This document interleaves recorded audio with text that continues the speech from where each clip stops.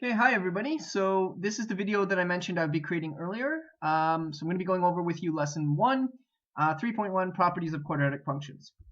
So I already covered really the first two learning goals with you, which were these words, which are hopefully all familiar to you, and maybe finite differences wasn't familiar to you before, but hopefully you're aware of them now since we covered that in the last lesson.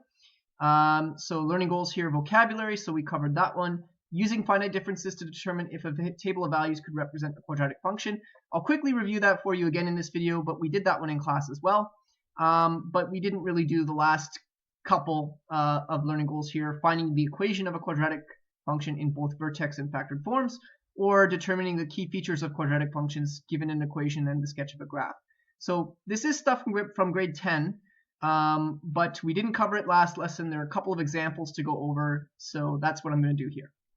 Okay, so like I said, the table of values, we'll go over this very, very quickly. So you calculate your first differences by looking at your y values, and you want to make sure when you're calculating first differences that your x values are going up by the same amount each time. So they're all going up by 1 here, so we're good. So what you want to do is subtract the upper y value from the lower y value, and you write the result of that subtraction there, right? So 10 minus 0 is 10, 16 minus 10 is 6, and that's how you calculate your first differences. So you just do that for all of those. And if those first differences are all the same number, then you can conclude that your function is not quadratic, it's in fact linear. But as if in this case here, they're not the same, then you got to go on and do the second differences. And the second differences you calculate in just the same way. It's just instead of subtracting your y values, you subtract your first differences. So you would do 6 minus 10, which gives you negative 4, 2 minus 6, which gives you negative 4, and so on. And so if this is a quadratic function, then your second differences will be constant, meaning you will get the same number every time you do it. And that is, in fact, what we see here, right? You get negative 4 each time. And so what we can say then is this table of values does represent a quadratic function because the second differences are constant. They're all the same. Okay, so that's really all you got to do. You just got to take your first differences and second differences and see which, if any, are all the same. Okay, our second example. So there are our y values, and again we can see our x values are going up by 1, so that's good. So we do the top y value, we subtract from the y value below. So I haven't shown the math here, but I've really just done the same thing that I did over here and did over there. So negative 8 minus negative 27. So negative 8 minus negative 27 would be the same as negative 8 plus 27, which will give you 19. Negative 1 minus negative 8, or negative 1 plus 8 is positive 7, and so on. So you get these numbers. Again, we can see first differences are not constant, so this is not a linear function. So we go to second differences to see if it's quadratic. And 7 minus 19 is negative 12. 1 minus 7 is negative 6. And we can already see from the first two numbers that these second differences are not constant. They change. The numbers don't repeat.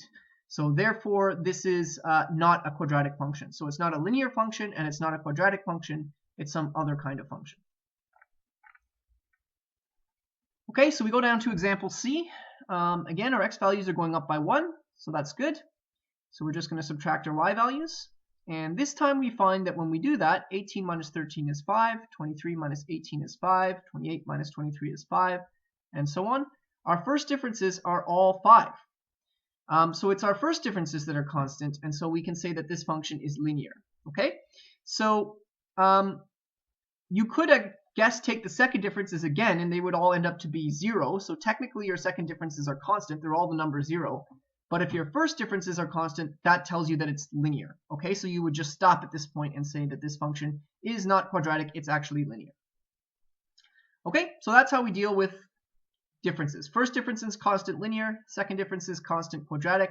Neither one of them constant, it is not linear or quadratic. It's something different, and we don't necessarily know what it is. Okay, so hopefully you're aware of the different forms of a quadratic function from grade 10. So now that we're writing transformations, we tend to write a times x minus h squared plus k. We tend to write that sometimes as a times k x minus d squared plus c. However, we're still going to use this in the class sometimes, a times x minus h squared plus k. because the reality is you don't necessarily need to have a k value when you're describing a quadratic function, because like we said, a k value can be changed into some kind of a value. And so this equation gives you all you need to create any possible quadratic function. So we will be still working with this sometimes. Okay, so just make sure that you're aware of both of these. All right, so we have three different ways of writing a quadratic function, and we have an example here. So give the equation of the quadratic function with the vertex 3, 5, and the function also passes through the point 8, 55. So when it says give the equation, you can use any one of these three forms. It doesn't specify which form it has to be, but they tell you the vertex. The vertex is 3, 5. So maybe vertex form is easiest because vertex form requires you to find a, h, and k, and your vertex is just h, k. So since this question already tells you the vertex, you already have two letters filled in for this one. So probably it's easiest to write this in vertex form. So what we're going to do is we have our equation f of x equals a times x minus h squared plus k.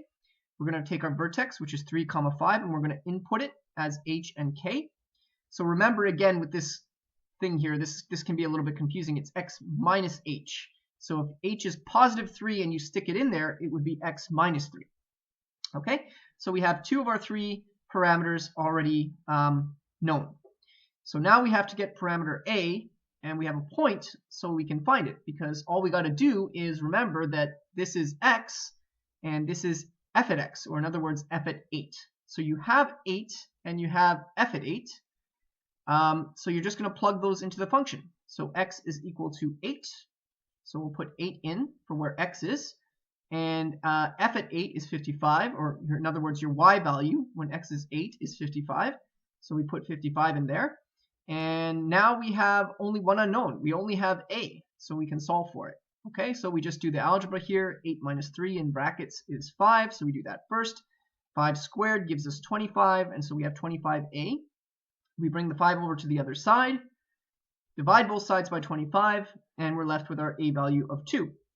So you have now, at this point, figured out everything you need to write your equation. You've got a equals 2, you've got h equals 3, and you got k equals 5. But what you don't want to forget to do is actually write the equation, because that's what the question is asking you for, right? The question is asking you for this. So we write our statement, therefore the equation of the function is f at x equals 2 times x minus 3 squared plus 5. And you could check it, right? You could plug in the point 8 for x and see, do you in fact actually get 55 as your y value? And you should find, I think, that when you do this, it works out. Okay, so writing equations. Choose the form that works best for you if it's not specified in the question, and then you just need to often sub in a point to find something that's missing. Okay, so give the equation in part B in standard form of a quadratic function with x-intercepts at x equals 4 and x equals -3, and the function also has a y-intercept of 36. Okay, so even though it's saying in standard form, it might be easier to initially write it in one of the other forms. So we want to keep that in mind. Okay, so given that they give you the x-intercepts, it's probably easiest to write this in factored form to start with, because remember that when you write it in factored form, you just plug in the x-intercepts. And so this is the equation in factored form, and r and s are your x-intercepts. So we're going to plug those in. So we put 4 in for r, and so we get x minus r. We put -3 in for s, and so we get x minus -3, which is the same as x plus 3. Okay, so same thing as before. We've now figured out two of our parameters, and we're just missing our a value. And it says that the y-intercept is 36. So this is where you get the point that you're going to plug in to find your a value. Because remember that a y-intercept, you get that when x is equal to 0. So your y-intercept is going to have the coordinate 0, 36. So that's the point we're going to plug into our equation. So x is going to be 0 and y is going to be 36. Okay, so that's what we're doing down here. We plug in 0 for x, 36 for y, or for f at x, and we just solve. So the 0 is going to go away. That's just going to be -4. 0 plus 3, that's just going to be 3. We multiply those two numbers together to get negative 12a. Divide both sides by negative 12 to get negative 3 for a. So again, we've got all our parameters in here, a, r, and s. So we want to sub them in to get our final equation in factored form. So f at x equals negative x minus 3, x plus 3. Okay, so we've got our final equation. But the question wants it in standard form, not factored form. So to get from factored form into standard form, you just expand. So I'm going to do x minus 4 times x plus 3, and that's going to give me x times x is x squared. Negative 4 times x is negative 4x. 3 times x is positive 3x. So I have negative 4x plus positive 3x, which is negative x. And then negative 4 times 3 is negative 12. Okay, and then I take my negative 3 on the outside and I expand it, remembering that this is a negative and this is a negative, so the sign there will change, and this is a negative and this is a negative, so the sign there will change as well. Okay, so then this is our final answer. This is what we want, our final equation in standard form.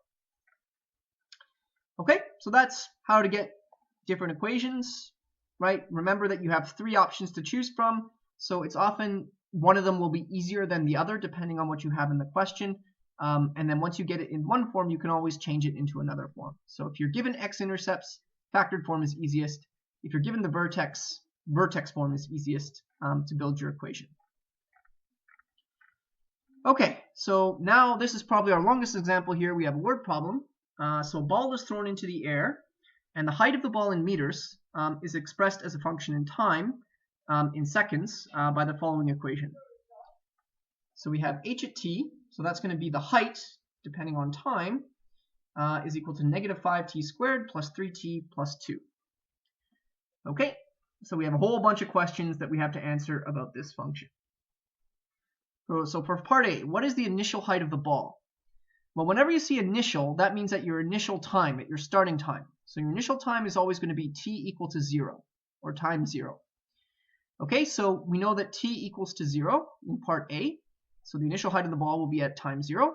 So we're going to plug 0 in for t. And that'll give us our initial height. Negative 5, so you put a 0 in there. You put a 0 in for t here. And you're just going to, everything simplifies to 2. So h at 0 is 2. So you'll notice that, right? This is actually your initial value. That 2 there, that number on the end, that plus c value you have, that will always be your initial value, because if you sub 0 into these two places, it doesn't matter what these numbers are, they're both going to go away because they multiply by 0. Okay, so our initial height is 2, so we want our therefore statement, so therefore the height of the ball at time 0 is 2 meters. Okay, that one's not so bad. B, this one's a little trickier.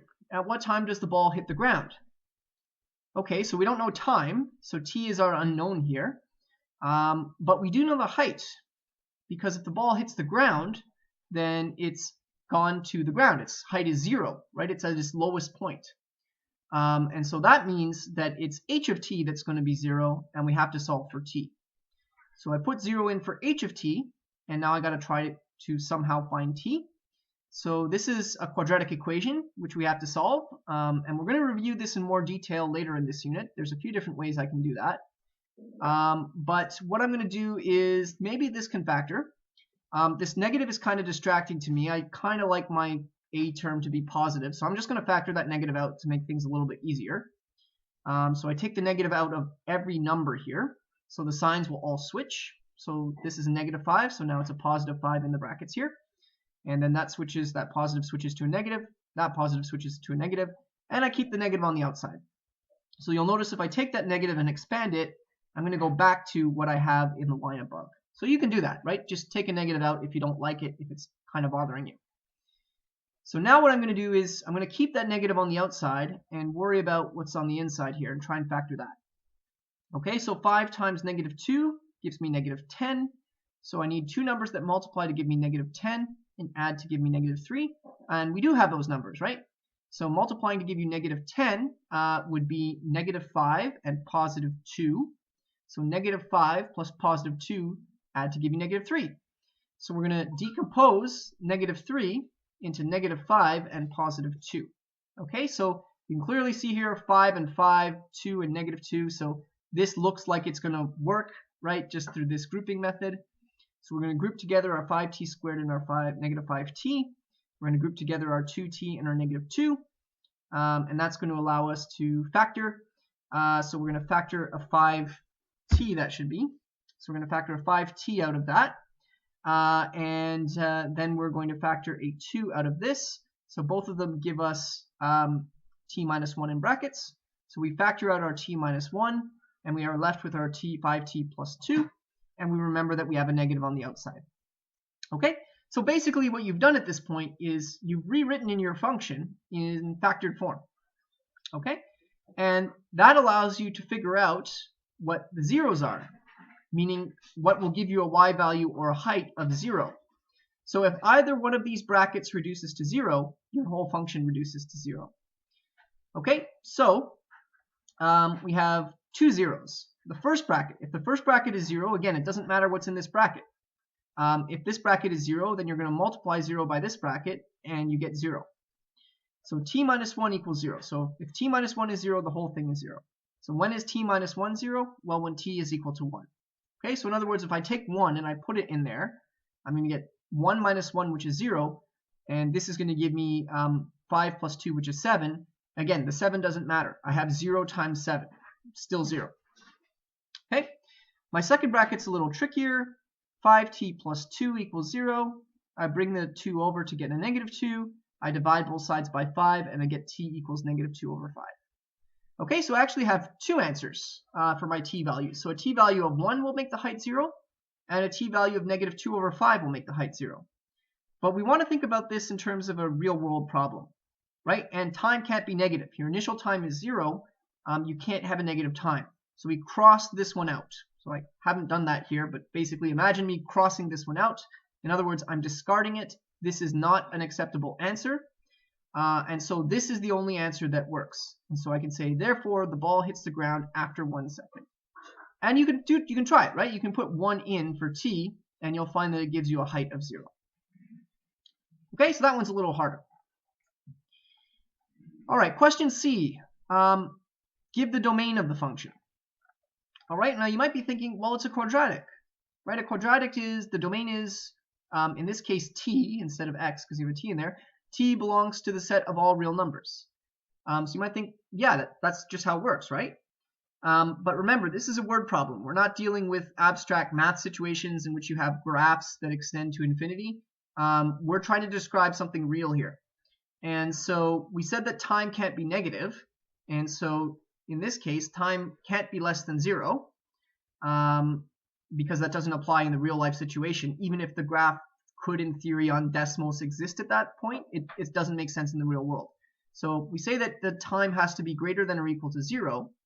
But there's also a limit on how high the time can go. Because, think about it. The ball hits the ground after 1 second.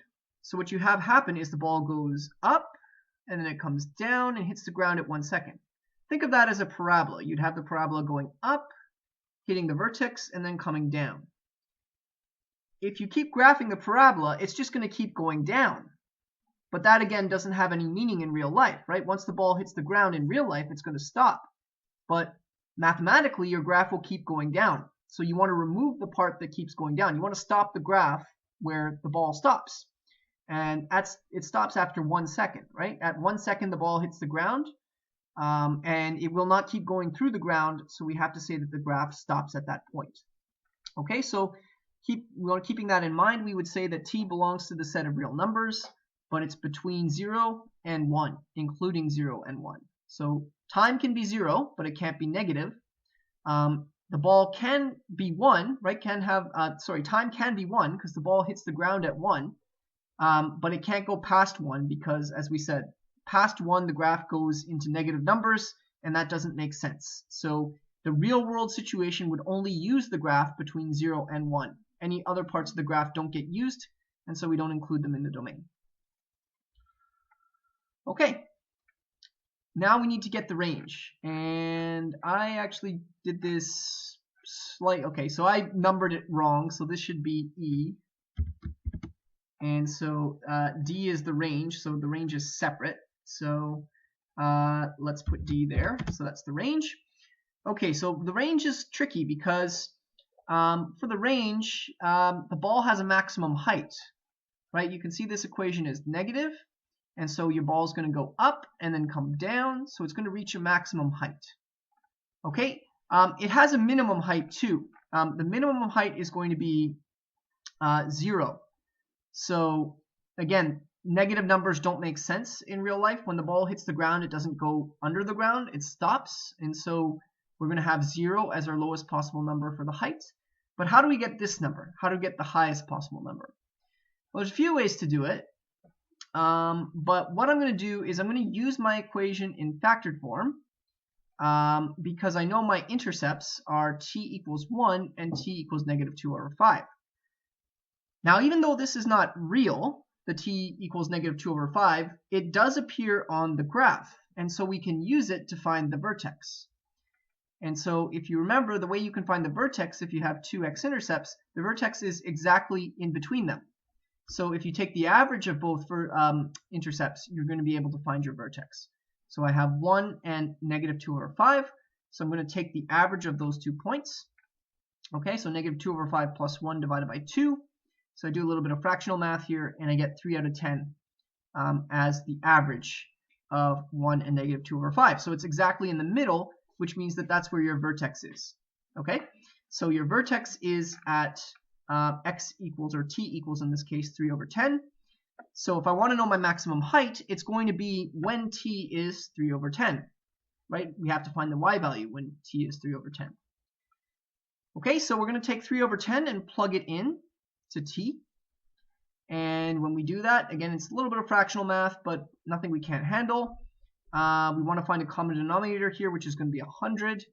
And so when we do all this math here, we get negative 45 plus 90 plus 200 over 100, right? So I know it's over 100 because 10 squared is 100, and everything here is a multiple of 10.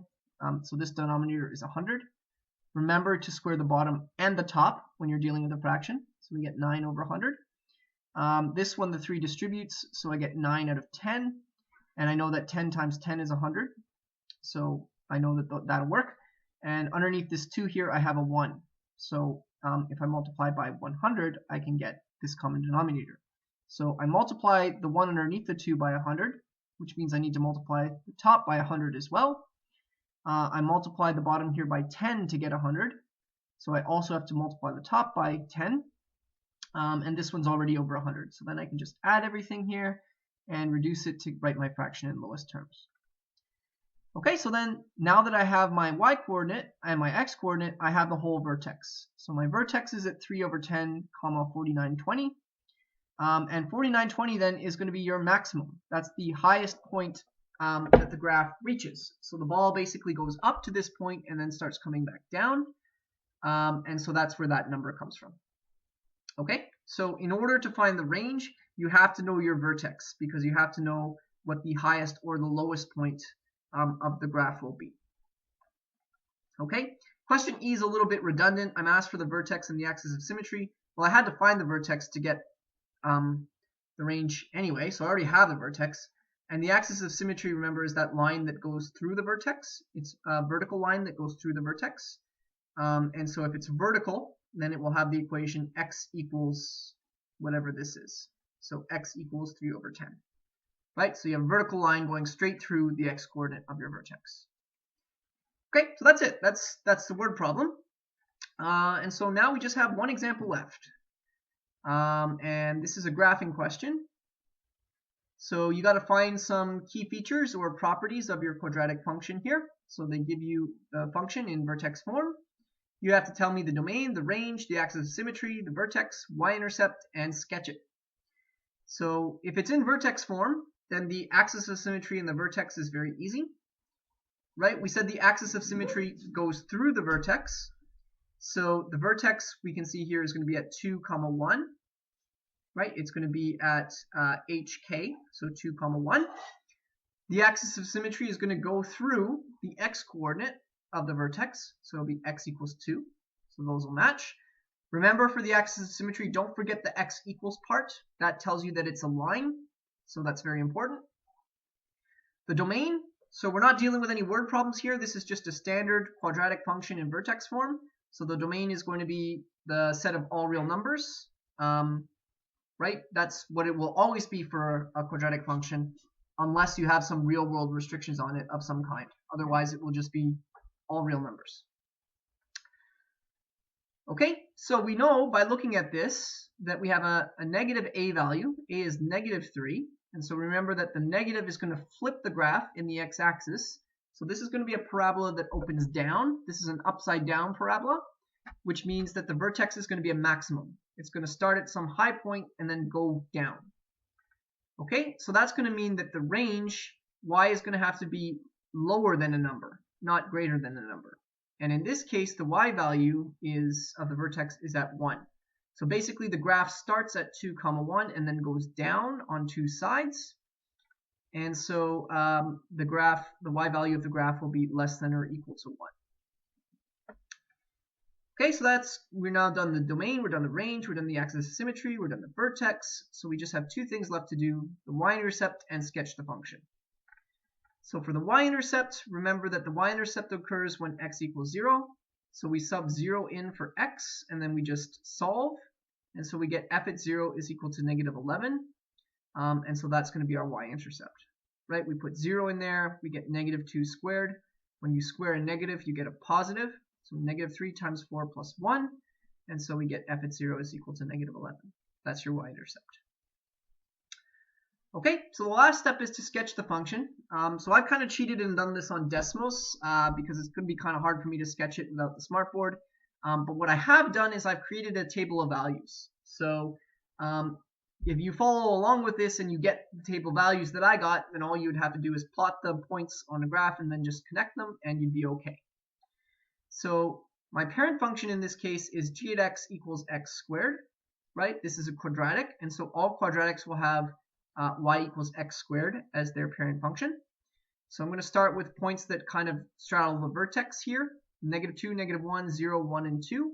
Again, the reason I chose these points is I wanted my vertex for the parent function to be in the middle, right? I know for this function it's a parabola that starts at the origin, so 0, 0 will be the vertex. I choose 2 points on either side of the vertex so I can kind of get the important part of my graph, right? The part of the graph that turns around. So that gives you the general shape of the graph. Okay, so now what we're going to do is we're going to map the points on the parent function to our new transform function.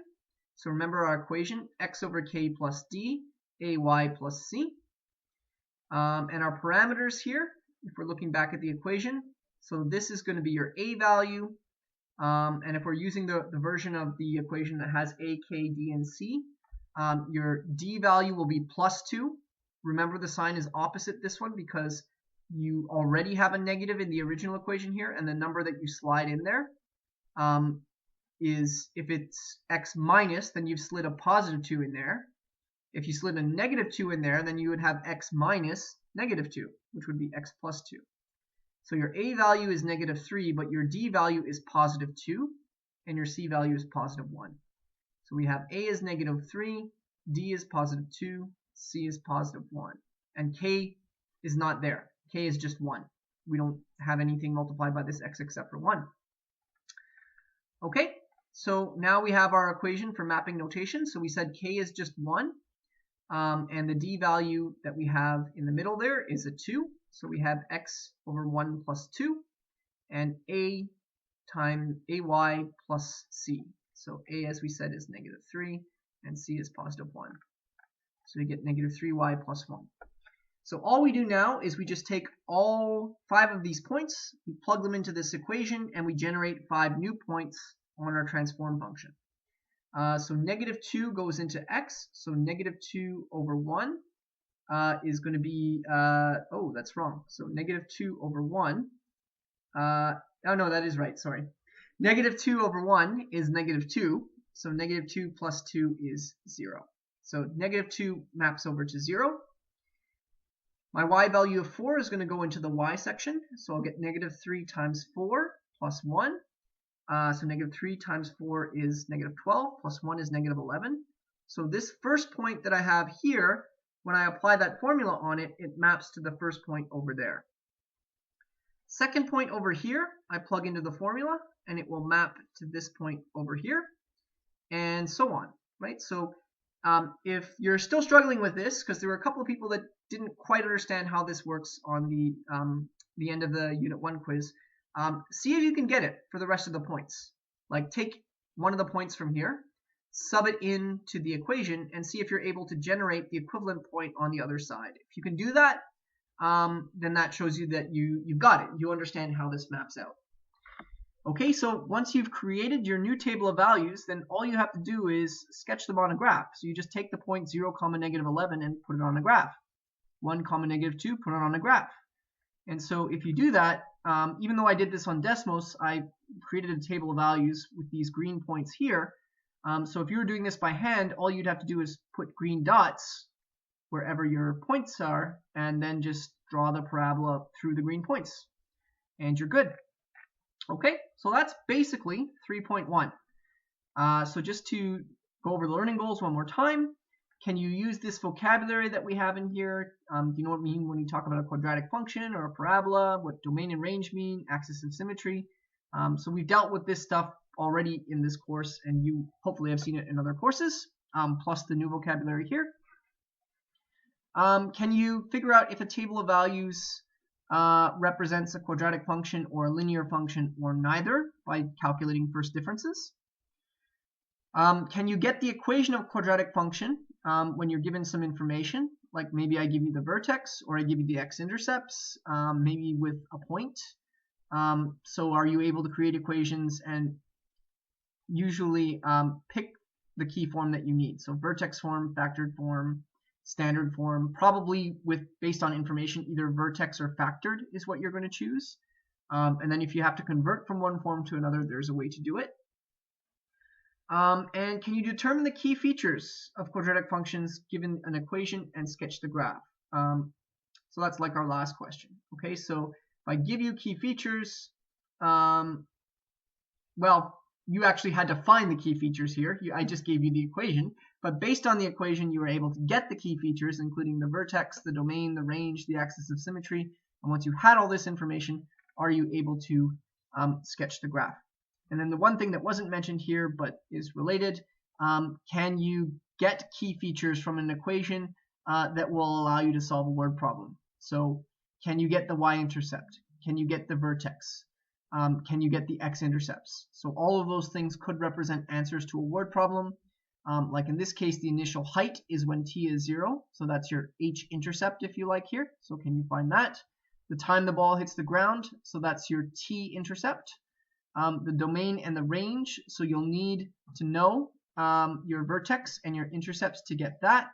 And the axis of symmetry and the vertex, well, we just mentioned that. You have to find these to get question C and D. So there really actually wasn't a point here in asking question E, because you needed those things to do C and D. Okay, so that's all there is to it. Have a good day.